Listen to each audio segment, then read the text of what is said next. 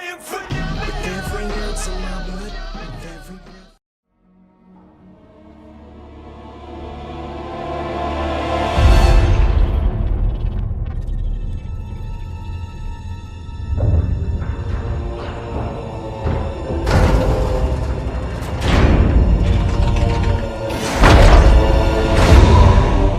Captain, wake up. Something has happened. The Spirit of Fire is in a situation I could not anticipate. I'm certain Professor Anders would enjoy that little admission, so let's keep it between us, shall we?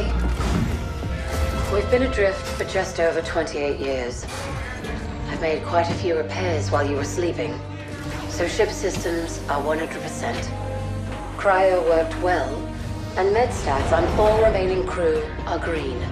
As for me, well, regulations are clear about final dispensation at the end of an AI's 7-year lifespan. I took care of my own arrangements rather than wake you. I didn't want to... well, I hope you can forgive this final breach of protocol. It was a pleasure and an honor to serve with you, sir.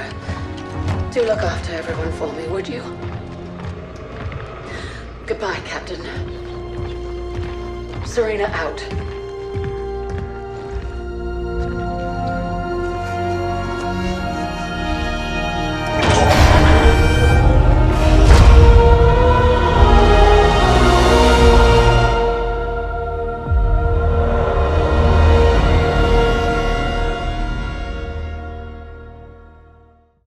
What's up, YouTube? Casey here with Redscape Productions, bringing you Talk Tuesday's Halo Wars 2 review.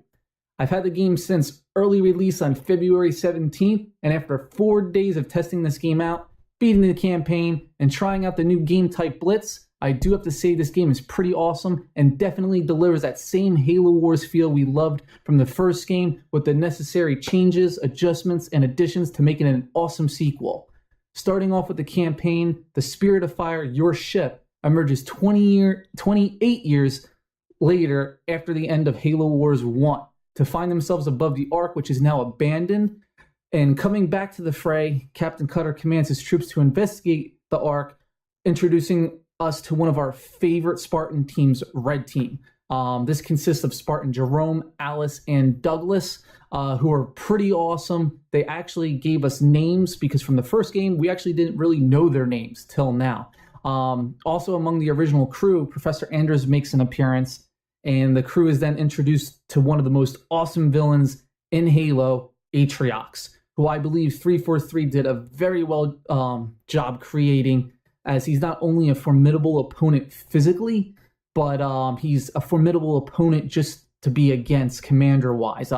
He's just a great yin to the yang for Captain Cutter because he's just the Covenant. I'm not even a Covenant. He's the banished version of Cutter, just more big and more awesome because he's a brute. Who doesn't like brutes? I love brutes. I wish they would have brought him back in Halo 5 or something, you know what I mean? So this is so cool to see, especially because he's got that awesome armor and this exoskeleton and these implants. And if you guys have seen the trailers, he crushes a Spartan helmet, guys. How awesome is that?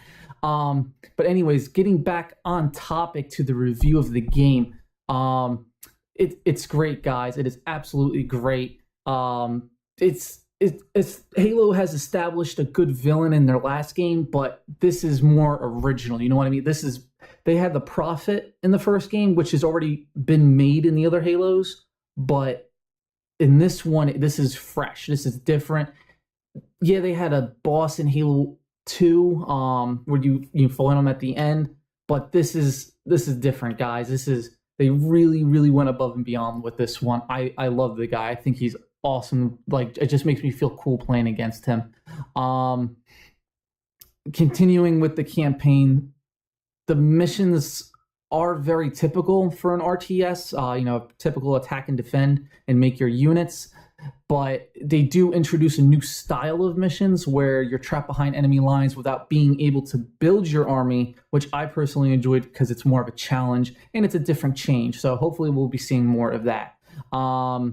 I just don't feel like there was enough of these missions. But then again, it was something new that they were experimenting with. So hopefully if they do make another game or with the DLC, we will see more of those missions, because not just me, but I have been seeing other feedback where other people enjoy that as well. So if you guys haven't been playing the game or haven't played it, you guys will hopefully enjoy that as well and see what I'm talking about there.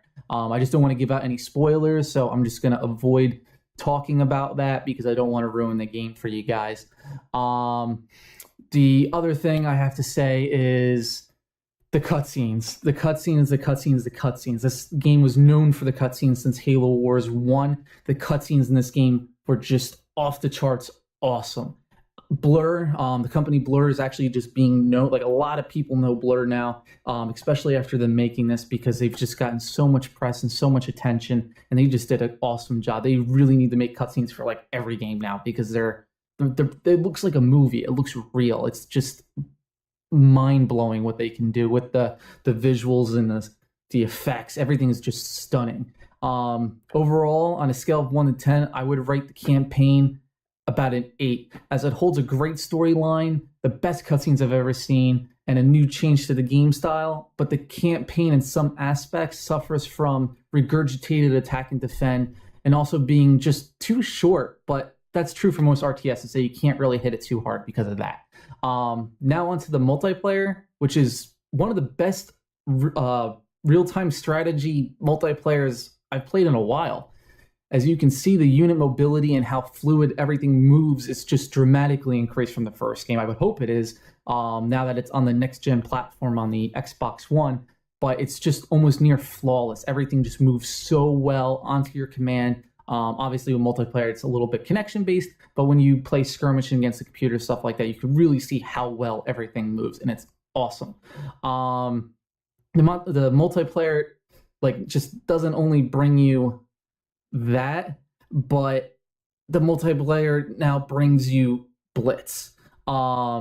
Blitz is it's awesome, guys. If you like card games and things like that, it brings a whole new style of playing an RTS, because you're giving your units, but you're given a hand of cards with your units, and you can only use that. So it could be random. Sometimes you could lose because you draw a crappy hand like you would in cards.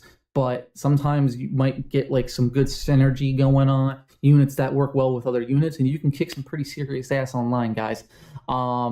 One of the other new game types that they introduced was Rumble, where you start with all the resources maxed, and based on the game progression and how many strongholds bases you capture, your unit count increases and will unlock the new tech depending on, like, say you capture one base, you'll go from 80 to 85, you capture another, you'll go 85 to 90, so forth, so forth, so forth. This also allows for massive destructive battles, which are just absolutely awesome, because you can just spit units at each other and just have this endless fighting going on, guys. Other than Rumble, going back to Blitz, if you guys haven't played the beta or just haven't played anything at all, there is the 1v1, the 2v2, and the 3v3 versions of Blitz. The only thing that stinks about it is that they have the same 3 capture points on the same map, and that's all you get with it. So even with those larger player bases, you're still on the same size map no matter what. And I know it can appear frustrating for you newer guys fighting the higher level guys, just because they have the higher level cards from playing and unlocking the packs. But even though that does help, it doesn't mean you can't win, because the game strongly focuses more on the strategy and teamwork amongst the members. Like, if you have 2 good teammates and they just band together and take on the one, high level cards or not, you're gonna lose. And especially if it's the right combination of units, they can easily still take your stuff out. Like, it helps a little bit, but not too much.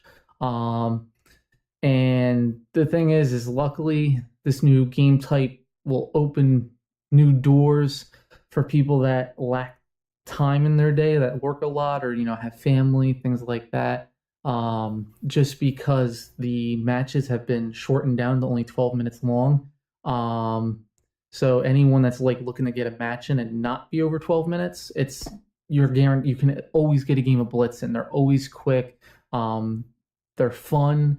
They're fun and they're fast. It's like playing a game of COD, but it's like an RTS. You know what I mean? So I would just definitely recommend to anybody that's lacking in the time department or is turned off by this game, because they don't have enough time to sit and play like an hour and a half long standard match, definitely go to Blitz first. You can still enjoy this game. It still gives you that Halo feel, and it's cool because you get to try out all the units and build different decks and things like that, and see how different combinations work, and then you get to wonder how are they in larger groupings and units and stuff like that. So it eventually will want to try out the standard because it'll lead to your curiosity. Like I said, the only issue with Blitz is just that it has one map, so the lack of content there is a little disappointing just with the Blitz because it's the new thing. But hopefully in the future they'll see that their new game type is kicking off and we'll start seeing more maps and stuff like that. But for now, this is an RTS on consoles with more content than the original. It's got more units. Sergeant Forge is already out and it's a free DLC on day one. It's pretty good for RTSs, guys. Even with that little bit of lack in that one game type, it surely makes up for it in other ends. But overall, with the multiplayer, I would rate this a 9 out of 10. Its major flaw being the only lack in the Blitz game type, and that's pretty much it. But it's satisfying. It is very, very, very satisfying to play. And all we have a Halo War game that has expanded on the previous game while improving on what we loved so much about the first, from all the cutscenes, the characters, story, even the artwork. They're bringing back the original artwork, guys. You got to be ecstatic about that. I love the original artwork. So I'm glad that they're trying to go back to their roots and bring us back to Halo that we love. And the units and just adding... just having those units and then adding even more new units and groupings and stuff like that into the package is showing a lot of promise for RTSs, guys. Hopefully they make a comeback. Hopefully more people get into them. I just don't want to see them die off. And if you haven't picked up a copy of Halo Wars 2, I highly recommend delving into this universe and checking this campaign out and just get a grip on the ropes and then try your hand at multiplayer. It's a lot of fun, ton of fun, guys. And if you want to play, hit me up, send me a friend request. And if you haven't played any of the Halo War games, I highly recommend it in the Ultimate Edition, just because it comes with the first game remastered. So that's my review, guys. I hope you enjoyed it. I hope this will influence any decisions that you're about to make. I hope it can be a good helping factor in your decision. Hopefully, you end up going with it because like I said, I believe it is a awesome game. Now, if you just don't like RTSs, you don't like them. I can't do anything about that, whatnot, things like that. But is it worth the money? Yes, it is. Is it worth the Ultimate Edition? Even more so because you get 2 games and the Season Pass. So I definitely go for it, guys.